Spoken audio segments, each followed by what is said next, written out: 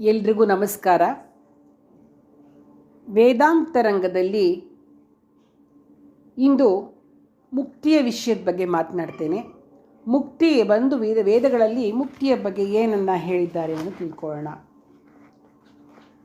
ನೋಡಿ, ಎಲ್ಲ ಕೆಟ್ಟ ಕೆಲಸಗಳು ಮತ್ತು ಜರ ಮರಣಾದಿ ದುಃಖ ಸಾಗರದಿಂದ ಬಿಡುಗಡೆ ಹೊಂದಿ ಸುಖ ಸ್ವರೂಪನಾಗಿರ್ತಕ್ಕಂತಹ ಪರಮೇಶ್ವರರನ್ನು ಪಡೆದು ಸುಖದಲ್ಲಿಯೇ ಇರ್ತಕ್ಕಂಥದ್ದನ್ನೇ ಮುಕ್ತಿ ಅಂತ ಕರೆಯೋದು. ವೇದಾಹಮೇತಂ ಪುರುಷಂ ಮಹಾಂತಂ ಆದಿತ್ಯವರ್ಣಂ ತಮಸಃ ಪರಸ್ತಾತ್ ತಮೇವ ವಿದ್ವಾ ತಮೃತ ಇಹ ಭವತಿ ನಾನ್ಯಃ ಪಂಥ ವಿದ್ಯತೆ ಅಯನಾಯ ಅಂತ ಬರುತ್ತೆ. ಯಜುರ್ವೇದದ ಮಂತ್ರ ಇದು.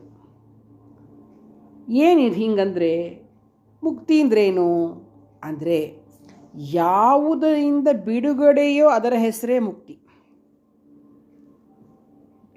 ಯಾವುದರಿಂದ ಬಿಡುಗಡೆ? ಯಾವುದರಿಂದ ಬಿಡುಗಡೆ ಹೊಂದಲಿಕ್ಕೆ ಜೀವರೆಲ್ಲ ಬಯಸ್ತಾರೋ ಅದರಿಂದ ಬಿಡುಗಡೆ. ಯಾವುದರಿಂದ ಬಿಡುಗಡೆ ಹೊಂದಲಿಕ್ಕೆ ಬಯಸ್ತಾರೆ ಜೀವಿಗಳು ಅಂದರೆ ನಾವು ದುಃಖಗಳಿಂದ ಬಿಡುಗಡೆ ಹೊಂದಲಿಕ್ಕೆ ನಾವು ಬಯಸ್ತೇವೆ. ಮುಕ್ತರಾಗಿ ಏನನ್ನು ಪಡೀತಾರೆ? ಎಲ್ಲಿರ್ತಾರೆ? ಸುಖವನ್ನು ಪಡೀತಾರೆ, ಬ್ರಹ್ಮನಲ್ಲೇ ಇರ್ತಾರೆ, ಪರಬ್ರಹ್ಮನಲ್ಲೇ ಇರ್ತಾರೆ.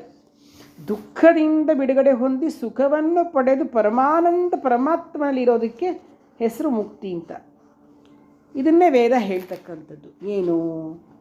ಆ ಪ್ರಕಾಶ ಸ್ವರೂಪ ಜ್ಯೋತಿರ್ಮಯನಾಗಿರ್ತಕ್ಕಂತಹ ಮಹಾನ್ ಪುರುಷನಾಗಿರ್ತಕ್ಕಂಥ ಪರಮೇಶ್ವರನನ್ನು ತಿಳಿದುಕೊಂಡು ಅಮೃತತ್ವವನ್ನು ಪಡಿತಕ್ಕಂಥದ್ದನ್ನು ಮುಕ್ತಿ ಅಂತ ಕರೀತಾರೆ. ಯಾವುದರಲ್ಲಿ ದೇವತೆಗಳು ಅಂದರೆ ವಿದ್ವಾಂಸರು ಮೋಕ್ಷವನ್ನು ಪಡೆದು ಸದಾ ಆನಂದದಲ್ಲಿರ್ತಾರೋ ಮತ್ತು ಅವರು ಒಂದು ತೃತೀಯ ಧಾಮ ಅಂದರೆ ಶುದ್ಧ ಸತ್ವ ಸಹಿತರಾಗಿ ಸರ್ವೋತ್ತಮ ಸುಖದಲ್ಲಿ ಸದಾ ಸ್ವಚ್ಛಂದವಾಗಿ ರಮಿಸ್ತಾರೋ ಅದು ಮುಕ್ತಿ ಅಂತ ಕರೀತಾರೆ. ಇನ್ನು ವಿದ್ಯೆ ಮತ್ತು ಅವಿದ್ಯೆಗಳ ಸ್ವರೂಪಗಳನ್ನು ಒಟ್ಟಿಗೆ ತಿಳಿತಕ್ಕಂಥ ಮನುಷ್ಯ ಅವಿದ್ಯೆ ಅಂದರೆ ಕರ್ಮೋಪಾಸನೆಯಿಂದ ಮೃತ್ಯುವನ್ನು ಸರಿಸಿ ವಿದ್ಯೆ ಅಂದರೆ ಯಥಾರ್ಥ ಜ್ಞಾನದಿಂದ ಮೋಕ್ಷವನ್ನು ಪಡಿತಾನಲ್ಲ, ಅದು ಕೂಡ ಮುಕ್ತಿ ಅಂತ ಕರೀತಾರೆ.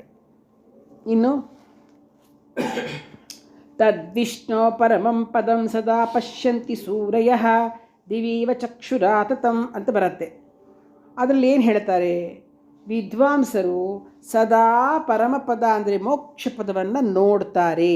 ನಾವೆಲ್ಲರೂ ನಮ್ಮ ಕಣ್ಣುಗಳಿಂದ ಪ್ರಪಂಚದ ಪದಾರ್ಥಗಳನ್ನು ನೋಡಿದ್ರೆ ಅವರು ಮೋಕ್ಷವನ್ನು ನೋಡ್ತಾರೆ. ಜೀವಾತ್ಮನ ಶರೀರರಹಿತ ಮತ್ತು ಜ್ಞಾನ ಸಹಿತ ಸ್ಥಿತಿಗೆ ಮುಕ್ತಾವಸ್ಥೆ ಅಥವಾ ಮೋಕ್ಷ ಅಂತ ಕರೀತಾರೆ. ಇದನ್ನೇ ಮುಂಡಕೋಪನಿಷತ್ತಲ್ಲೂ ಒಂದು ಬರುತ್ತೆ. ಏನಂತಂದರೆ ಮಿಥ್ಯಾಜ್ಞಾನ ಅಥವಾ ಅವಿದ್ಯೆ ನಷ್ಟವಾದಾಗ ಜೀವನದ ಎಲ್ಲ ದೋಷಗಳು ನಷ್ಟವಾಗುತ್ತೆ. ಆಮೇಲೆ ನೋಡಿ, ಪ್ರವೃತ್ತಿಯಿಂದ ಅಧರ್ಮ, ಅನ್ಯಾಯ, ವಿಷಯಾಸಕ್ತಿ ಇತ್ಯಾದಿಗಳ ಕಾಮನೆ ದೂರವಾಗ್ತಕ್ಕಂಥದ್ದು. ಅವುಗಳ ನಾಶದಿಂದ ಜನ್ಮ ಅಂದರೆ ಮತ್ತೆ ಮತ್ತೆ ಹುಟ್ಟು ಆಗೋದಿಲ್ಲ.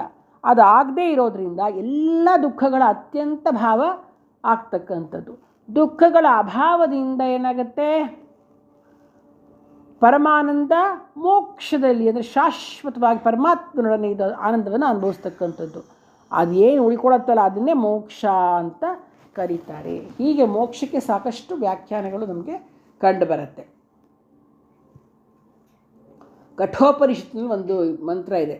ಯದಾ ಪಂಚಾವತಿಷ್ಠಂತೆ ಜ್ಞಾನಾನಿ ಮನಸಾ ಸಹ ಬುದ್ಧಿಶ್ಚನ ವಿಚೇಷ್ಟಿತೆ ತಾಮಾಹ ಪರಮಾಂ ಗತಿಂ ಅಂತ.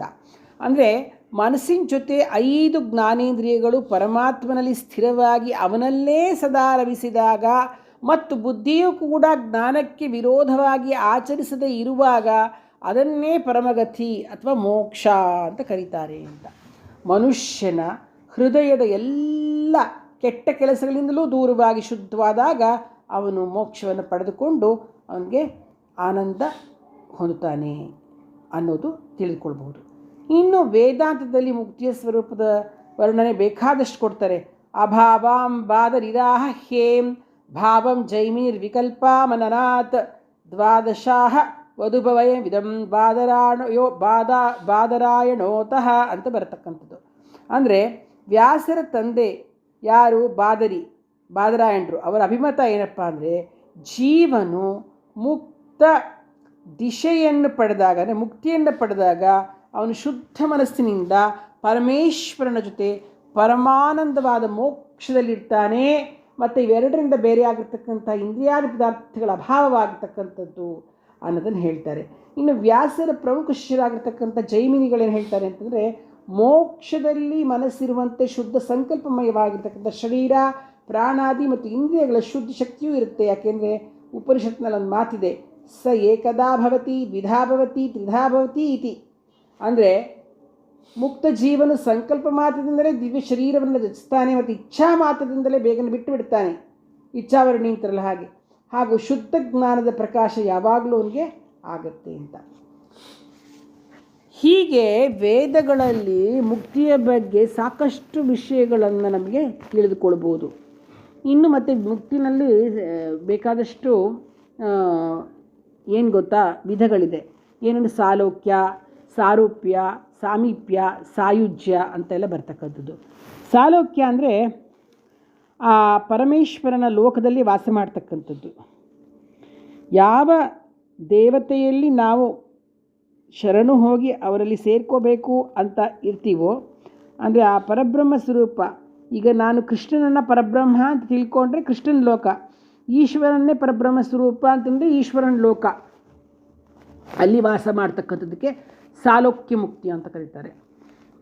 ಇನ್ನು ಸಾರೂಪ್ಯ ಅಂದರೆ ಅವ್ರ ಥರನೇ ಯಾವ ಭಗವಂತನನ್ನು ಉಪಾಸನೆ ಮಾಡ್ತೀವೋ ಆ ಉಪಾಸನೆಯ ದೇವರ ಆಕೃತಿಯಂತೆಯೇ ಆಗ್ತಕ್ಕಂಥದ್ದು, ನಾವು ಕೂಡ ಹಾಗೇ ಆಗ್ತಕ್ಕಂಥದ್ದನ್ನು ಸಾರೂಪ್ಯ ಅಂತ ಕರೆಯೋದು.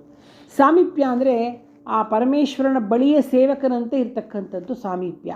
ಸಾಯುಜ್ಯ ಅಂದರೆ ಆ ಪರಮೇಶ್ವರನೊಡನೆ ನಾವು ಸೇರ್ಕೊಂಬಿಡೋದು, ಅವನ ಜೊತೆನೇ ಅವನೊಳಗಡೆ ಸೇರ್ಕೊಂಬಿಡ್ತಕ್ಕಂಥದ್ದು.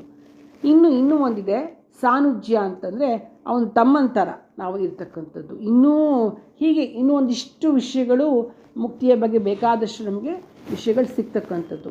ಇದನ್ನೆಲ್ಲ ಒಪ್ಕೊಳ್ತಕ್ಕಂಥದ್ದು. ವೇದಾಂತಿಗಳು ಮಾತ್ರ ಬ್ರಹ್ಮನಲ್ಲಿ ಯಾವುದು ಲಯವಾಗುತ್ತೋ ಅಲ್ಲ ಆತ್ಮ, ಅದನ್ನೇ ಮೋಕ್ಷ ಅಂತ ಕರೀತಾರೆ. ನಾವು ವೇದಾಂತ ಒಪ್ಕೊಳ್ತಕ್ಕಂಥದ್ದು ಸಾಯುಜ್ಯ ಮುಕ್ತಿಯನ್ನು ಒಪ್ಕೊಳ್ತಕ್ಕಂಥದ್ದು. ಹೀಗೆ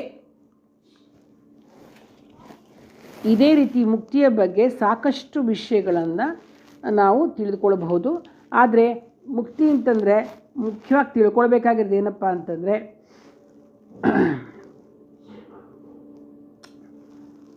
ಸರ್ವ ದುಃಖಗಳಿಂದ ಬಿಡುಗಡೆ ಹೊಂದಿ ಬಂಧನರಹಿತ ಸರ್ವವ್ಯಾಪಕ ಈಶ್ವರ ಮತ್ತು ಅವನ ಸೃಷ್ಟಿಯಲ್ಲಿ ಸ್ವೇಚ್ಛೆಯಿಂದ ವಿಹರಿಸ್ತಕ್ಕಂಥದ್ದು. ನಿಯಮಿತ ಕಾಲದವರೆಗೆ ಮುಕ್ತಿಯ ಆನಂದವನ್ನು ಅನುಭವಿಸಿ ಪುನಃ ಪ್ರಪಂಚಕ್ಕೆ ಬರ್ತಕ್ಕಂಥದ್ದು ಅಂತ ಅಂದ್ಕೊಂಡ್ರೆ ಅದಾಗಲ್ಲ. ಸಾಯುಜ್ಯ ಮುಕ್ತಿ ಇದೆಯಲ್ಲ ಅದು ತುಂಬ ಮುಖ್ಯ. ಯಾಕೆ ಅಂತಂದರೆ ಬೇರೆ ಎಲ್ಲ ಮುಕ್ತಿಗಳೇನಾಗುತ್ತೆ ಅಂತಂದರೆ ಮತ್ತು ವಾಪಸ್ ನಾವು ಅಲ್ಲಿ ಸರಿಯಾಗಿ ಕೆಲಸ ಮಾಡಲಿಲ್ಲ ಅಂದರೆ ವಾಪಸ್ ಬಂದುಬಿಡ್ತೀವಿ ಮತ್ತು ಭೂಲೋಕಕ್ಕೆ. ಆ ಥರ ಪುನಃ ಜನ್ಮ ಬರಬಾರ್ದು ಅಂದರೆ ಸಾಯುಜ್ಯ ಮುಕ್ತಿ ಅಂದರೆ ಭಗವಂತನಲ್ಲಿ ಲೀನ ಆಗ್ಬಿಡೋದು. ಅದು ಪಡೆದುಕೊಂಡ್ಬಿಟ್ರೆ ಇನ್ನೆಂದಿಗೂ ನಮಗೆ ಜನ್ಮ ಉಂಟಾಗೋದಿಲ್ಲ. ಬೇರೆ ಮುಕ್ತಿಗಳೆಲ್ಲವೂ ಮತ್ತೆ ಶರೀರ ಹುಟ್ಕೊಂಡು ಬರಬಹುದು, ಆದರೆ ಈ ಮುಕ್ತಿಯಲ್ಲಿ ಮತ್ತೆ ಬರ್ತಕ್ಕಂಥದ್ದು ಇಲ್ಲ. ಧನ್ಯವಾದಗಳು.